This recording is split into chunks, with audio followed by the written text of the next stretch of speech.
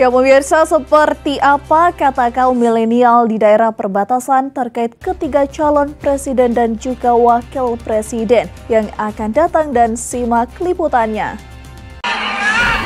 Setelah Komisi Pemilihan Umum Republik Indonesia mengumumkan ketiga pasangan calon presiden dan wakil presiden yang nantinya akan bertarung pada pemilihan presiden dan wakil presiden di pemilihan 2024 nanti, sejumlah tanggapan kaum milenial di Talaut pun beragam seperti yang disampaikan beberapa anak muda Talaut berikut ini.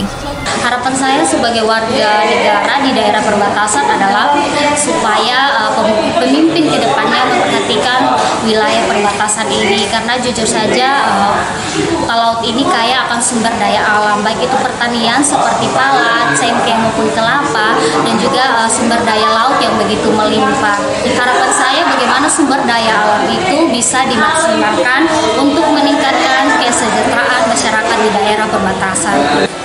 Untuk ketiga cawapres dan capres di tahun 2024 yang akan datang, tentunya sebagai generasi muda mengharapkan adalah pemimpin-pemimpin yang mempunyai visi misi untuk Indonesia maju, secara khusus untuk Kabupaten Kepulauan Talaut yang termasuk daerah 3T.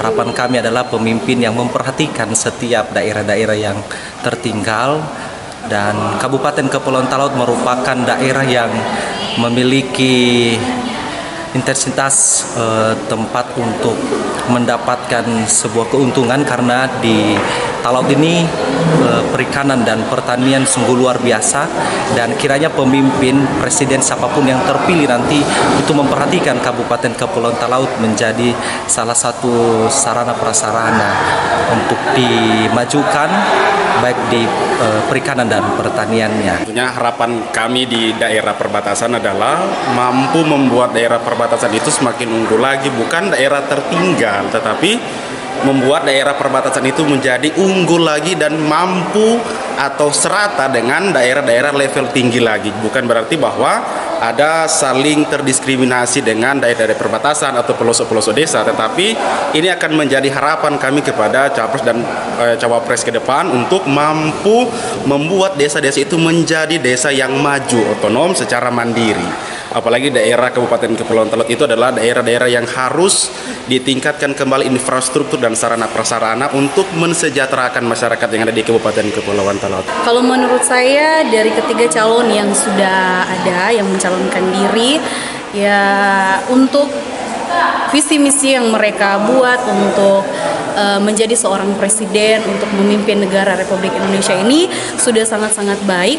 Dan harapan kami sebagai generasi muda bagi para calon-calon presiden, diharapkan supaya mereka lebih lagi memperhatikan masyarakat, terlebih khusus di wilayah Kabupaten Kepulauan Talaut, yang orang tahu bersama bahwa Kabupaten Kepulauan Talaut termasuk di wilayah perbatasan yang masih kurang diperhatikan oleh pemerintah, gitu. Jadi harapan kami lebih lagi memperhatikan wilayah-wilayah, termasuk wilayah-wilayah yang berada di perbatasan-perbatasan. Para kaum milenial ini pun berharap siapapun yang nantinya akan menjadi presiden dan wakil presiden ke depannya dapat melihat kondisi wilayah perbatasan secara khusus yang ada di Kabupaten Talaut. Sebab mereka menilai pembangunan yang ada di Kabupaten Talaut belum sepenuhnya dapat dinikmati warga masyarakat yang tinggal di daerah perbatasan. Hal ini terlihat masih banyak infrastruktur jalan bahkan jaringan internet yang masih perlu dibenahi. Sementara itu hasil bumi yang ada di Kabupaten Talaut terus merosot, sedangkan harga kebutuhan bahan pokok terus saja melonjak. Kondisi inilah yang menjadi dambaan serta harapan generasi muda yang tinggal di daerah perbatasan Negara Kesatuan Republik Indonesia. Dari Talaut, Alfred Tumanung melaporkan untuk Kawanua TV.